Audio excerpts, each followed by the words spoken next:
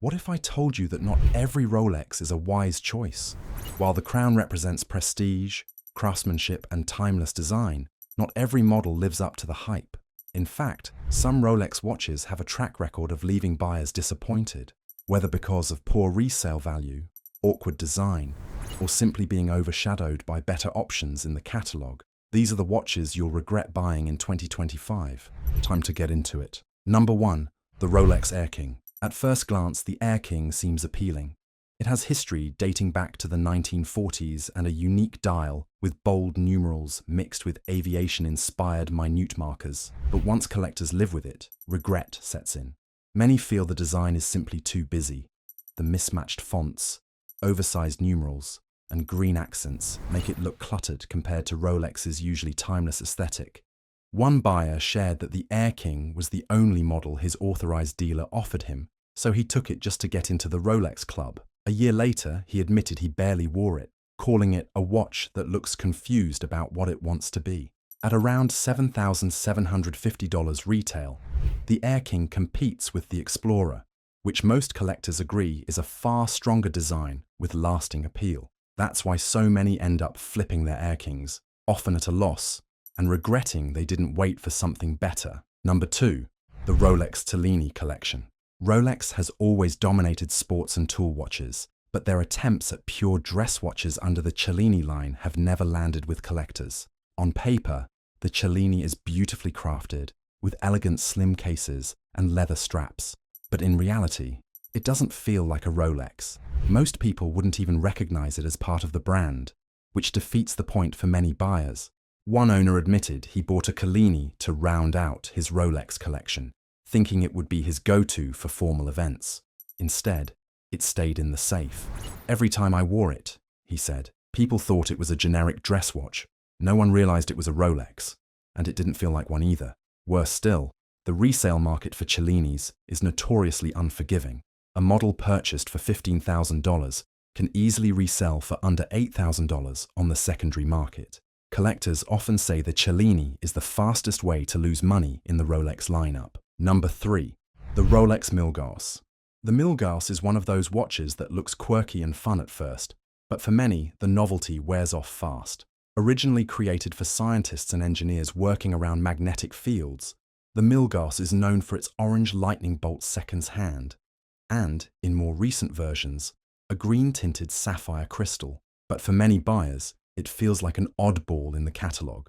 One collector admitted, "I bought it because I thought the lightning hand was cool, but once I had it, it just felt gimmicky." At $9,300 retail, it's competing with the Submariner or Yacht-Master II, watches that are more iconic and versatile. On forums, countless owners have said they ended up selling their Milgauss within a year, calling it a watch that looks better on paper than on the wrist. Some even regret it more because Rolex discontinued versions sporadically, fueling hype, only for the resale market to stay lukewarm. The common thread with the Milgauss is that buyers chase uniqueness, but once the excitement fades, they realize they would have been happier with a more classic Rolex. Number 4. The Rolex Yacht-Master II. This watch might be one of the boldest moves Rolex ever made, and one of its most misunderstood. With its 44mm case, oversized bezel, and regatta chronograph complication, the Yacht-Master II was built with a very specific buyer in mind: professional sailors timing races. But here's the problem. How many Rolex buyers are actually using it for that purpose? Almost none. Collectors often describe the Yacht-Master II as a watch they bought for its uniqueness, but ended up regretting because of its size and impracticality. One owner admitted, "I thought it would be my statement piece. Instead, it sat in the box because I couldn't wear it with anything." Another confessed that while he was initially attracted to the technical complexity, he found the functions confusing and rarely used them.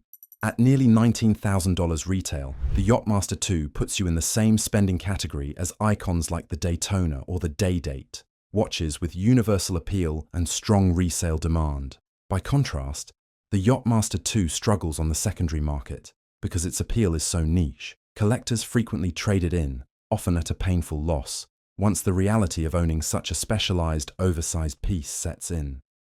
It's one of those Rolex watches that looks exciting on paper, but doesn't translate into lasting satisfaction. Number 5. The Rolex Pearlmaster. If the Yacht-Master II suffers from being too niche, the Pearlmaster suffers from being too far removed from Rolex's core DNA. The Pearlmaster is Rolex's jewelry-first line, often crafted in gold and set with diamonds, sapphires, or rubies. On the surface, it seems like the ultimate expression of luxury. But here's where the regret kicks in. Collectors often describe the Pearlmaster as a watch they wanted for the wow factor, but quickly realized it was hard to wear in real life.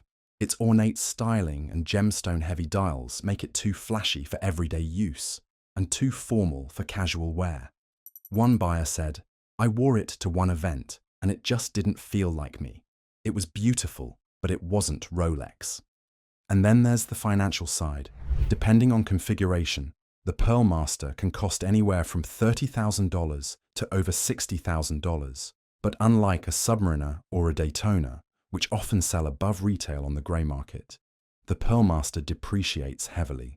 Collectors frequently report reselling them for tens of thousands less than what they paid. One regretful owner admitted, "It was the fastest I've ever lost money on a Rolex. I thought the diamonds would hold value. They didn't."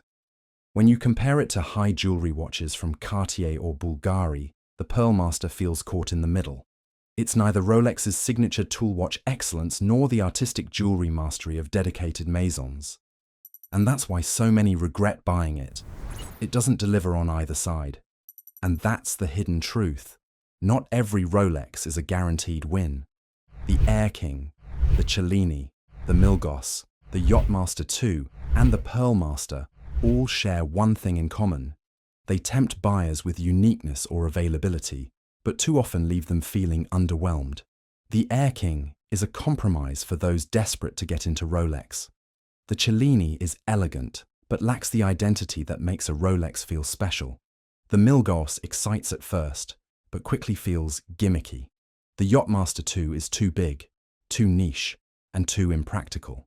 And the Pearlmaster, while dazzling, strays so far from Rolex's roots that it loses the magic.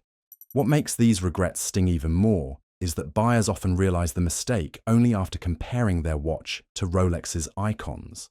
Standing next to a Submariner, Daytona, or GMT Master II, these models feel like the wrong choice. They become the pieces that sit in the safe, not on the wrist, the ones you eventually trade in, often at a painful loss. So the lesson is simple: not every Rolex is timeless. Some are short-lived thrills that fade once the novelty wears off. If you're thinking about buying one of these models in 2025, take a step back and ask yourself, do you love it for what it is? Or are you settling for what's available? Because that's the question that separates satisfaction from regret. Which of these models do you think is the biggest trap for new collectors? Or maybe you've owned one yourself and felt the regret firsthand. Share your thoughts in the comments below. If you found this breakdown useful, don't forget to like, subscribe, and hit the bell icon so you never miss our weekly watch insights. Until next time, stay stylish and stay informed.